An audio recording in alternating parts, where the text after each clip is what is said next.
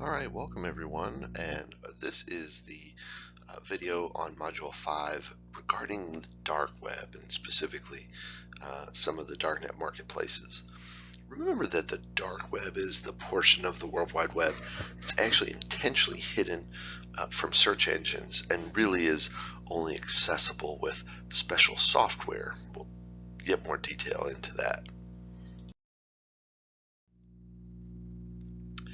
Once again, we see the ocean analogy. We're all very familiar with the clear web. We've talked a lot about the deep web. The dark web has a lot of stuff in it, but because of the hidden nature of it, it's difficult to find. The average user is not going to be very effective here. Usually, the dark net markets, the other really bad things that are on the dark web, you really have to look for it. And of course, you can't even get there without generally having a special software, the Tor browser. So the Onion router was the first really privacy-centric browser. It's been followed by IP2, the Invisible Internet, and Freenet as well. But the Onion router, or Tor, is what we'll just use as shorthand. And it basically relays through multiple nodes to enable essentially misattributable browsing. So the IP that you enter and the IP that exits traffic-wise are not actually your specific IP. They are somebody else's. We're going to talk about why the dark web is a really spooky place. So first of all, be very, very careful when you start down the dark web. For this class, we actually do not do that because of the liability. So I encourage you, if this is something that you're interested in, that you definitely take very extreme precautions. Even something as simple as a VPN will help safeguard you. You absolutely should be on a virtual machine, ideally like a Linux box, to be able to wipe it if that issue arises. But they can be very dangerous. A lot of bots reside out on the Tor, or excuse me, on the dark web. You have malicious code, you have ransomware, you have business email compromises originating from here. It's really, there's just some really dangerous places. So take all the precautions. Obviously, that is way beyond the scope of this class, but I just want to alert everyone before they attempt to try this.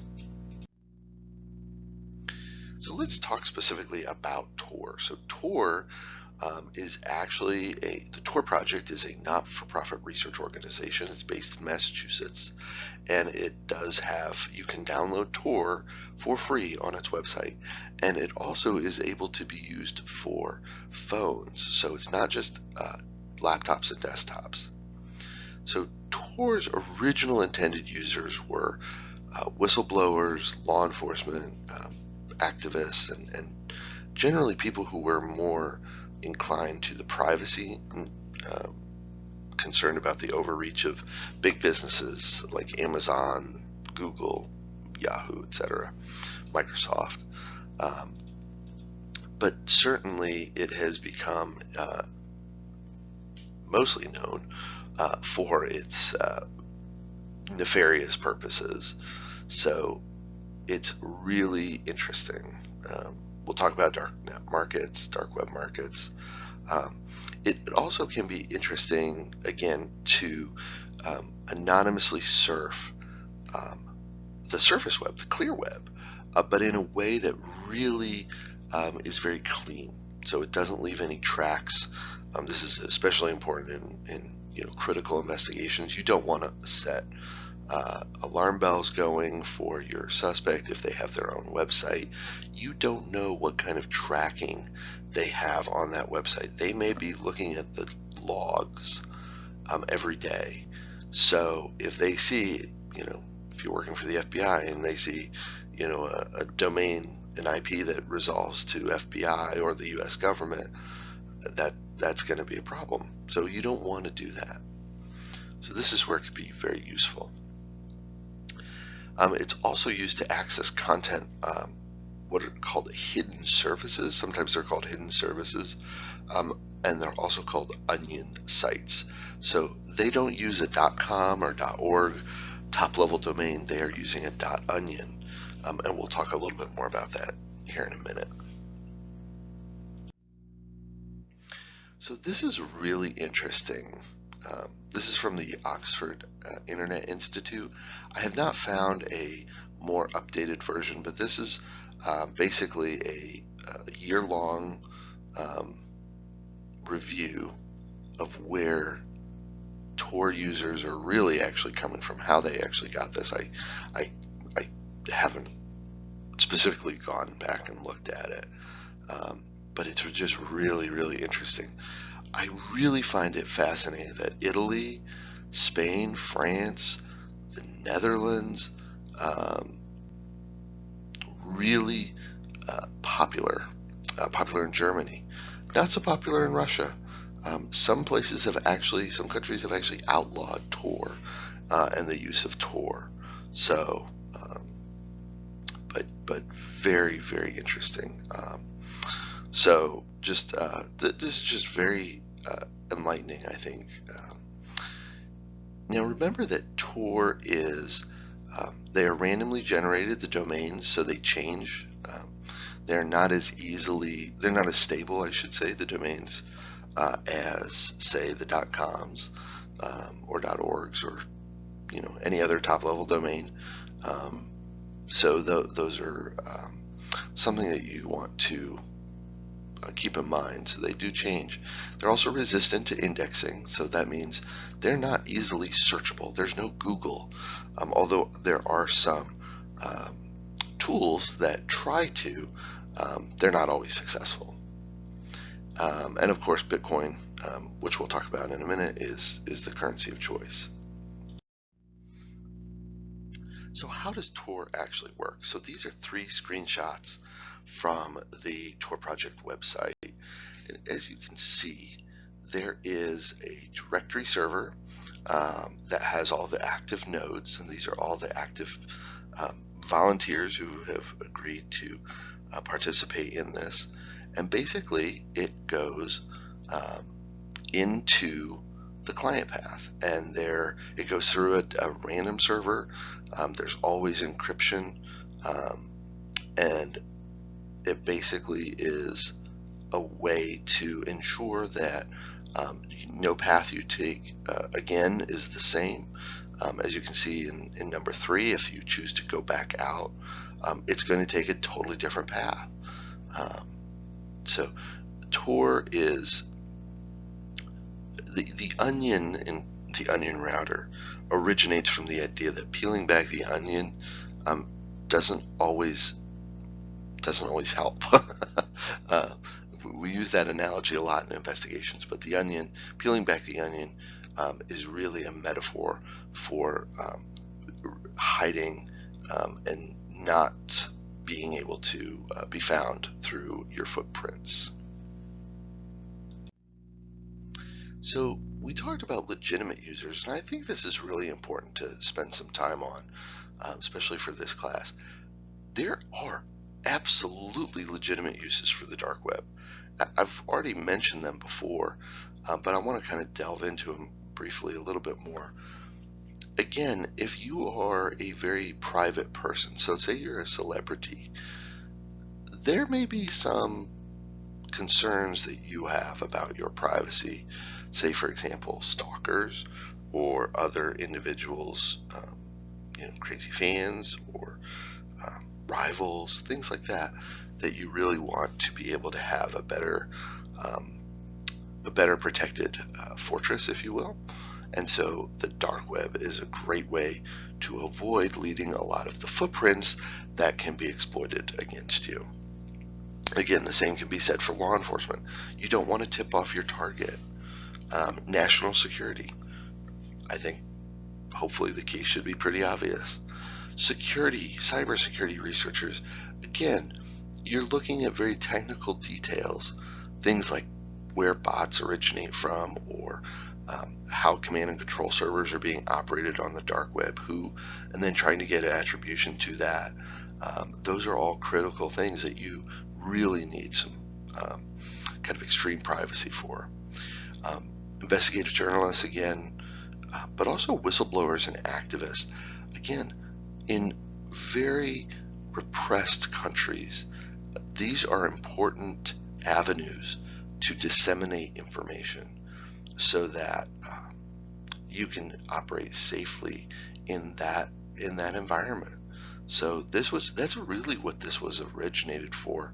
That and the ability for the Navy to have secure communications offshore.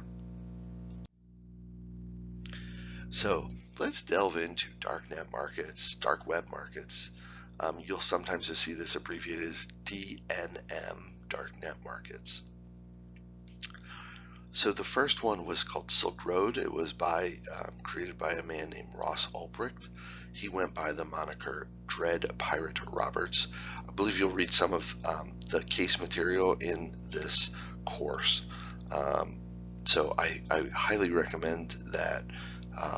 It's a fascinating case for so many different reasons, but specifically the takedown was quite interesting. Basically, he took Amazon's template and overlaid it against things like fraud products, stolen bank accounts, stolen credit card numbers. Drugs was really what he was was the bulk of it. Also questions about ammunition. It was basically a black market that you could, with a click of a button, as easily as you could on Amazon. Now, that was taken down. Then there was a second kind of copycat website, Silk Road 2.0. That was taken down in November of 2014. There are others called Sheep Marketplace, Black Market Reloaded, Agora Marketplace, Evolution, Nucleus, Dream Market, Valhalla, Hasna, and Alphabay. These were all taken down successively. So law enforcement has gotten really good about finding these, getting in and then finding the administrator, either the server and or the person. So here's basically what Silk Road looked like. It was very clear from the beginning that it was an anonymous marketplace and you could pretty much do whatever you want. So drugs was obviously one of the biggest, most successful, most profitable categories. And again, you can see here, for sale, by the click of a button, all kinds of things: cannabis, ecstasy, opium, all kinds, Oxycontin, all available for the taking for a fee. Let's talk about the fee. So we talked about Bitcoin being the commodity or the currency of choice. Again, it is a semi-anonymous digital currency. So basically, I love this. This is straight from the Ulbricht criminal trial. The buyer exchanges currency, US dollars, euros, yen, whatever, for Bitcoin through an exchanger. They are transferring their Bitcoin from their wallet to the Silk Road Marketplace escrow account. The buyer makes a purchase, it's held in escrow, they take a commission. Once the sale goes through and everybody's happy, the vendor gets paid. And of course the vendor takes the Bitcoin into their own wallet, their own digital currency wallet, and they are able to exchange it for cash. So this is just another example. This is Sheep Marketplace. As you can see, really interesting. So let's see. We've got drugs, obviously, very high. Services, interesting. Botnets and command and control servers, possibly. You have data, probably stolen credit cards, bank account information, things like that.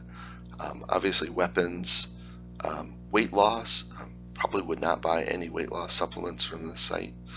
Collectibles, jewelry, metals, precious metals, tobacco, and alcohol. And then ebooks. One of the interesting things about this is that it wasn't just the products, the commodities themselves. It was also the fact that you could learn how to do many of these things through training. There were training courses. There were you can see the Hacker's Black Book there. Again, it's all there, right for the asking. And again, here's Alphabet. Again, this is the fraud category.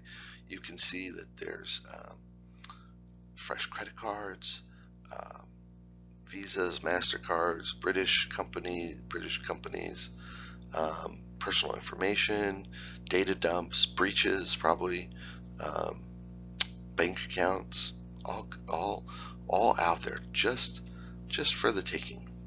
I think there's probably some counterfeit items as well. So this is a little bit older case.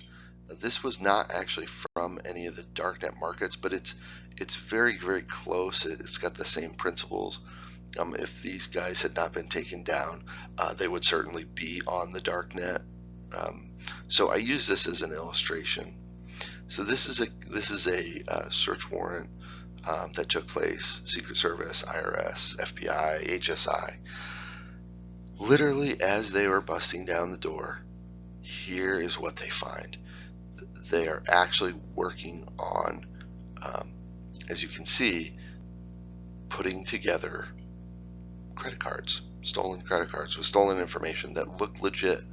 And this is all they found. This is all the different cards. So you can imagine the losses to the financial institutions. So this was a website called fakeplastic.net. Carders are shorthand for folks who do illicit web-based stealing credit cards and things like that, and then reselling them. So here you have, I mean, this is just the blank plastic that you could buy in bulk so that you can do your own carding. They were like a wholesaler. It's pretty amazing. So, look, they've got 18 Amex Green kind of classics in stock. They have 41 Optima cards. And basically what you did, again, they accept Bitcoin. They have a machine here, obviously, a stack of cards, as you can see here in this corner. And this is the machine that runs through, comes in, and it gets embossed and goes out. And again, high-tech printers, lots of machines, lots of computers. This is all being operated from their residence. So it's a pretty involved scheme here. Pretty remarkable, all things considered. And again, I think one of the interesting things is that there's a lot of bad stuff, and we haven't even scratched the surface on these. But again, as a warning, before you undertake this, definitely do some more research and absolutely be protected as you traverse out there. Again, you have to have a virtual machine. I think a Linux box is absolutely essential, and probably multiple Linux boxes just to be able to not worry. And then obviously VPNs and other ways to do it. So hope you've enjoyed this really, really quick surface level discussion of the deep web, and we'll see you on the discussion boards.